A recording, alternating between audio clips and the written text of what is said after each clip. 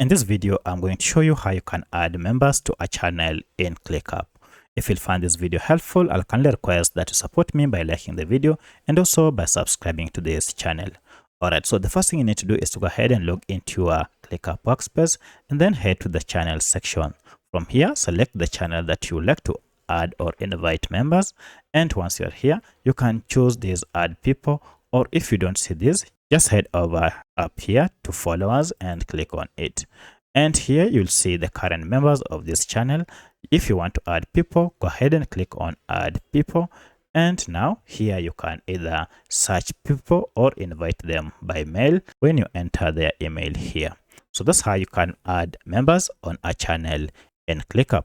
If you have any other question, kindly let me know in the comment section. Otherwise, thanks for watching and let's meet in the next video.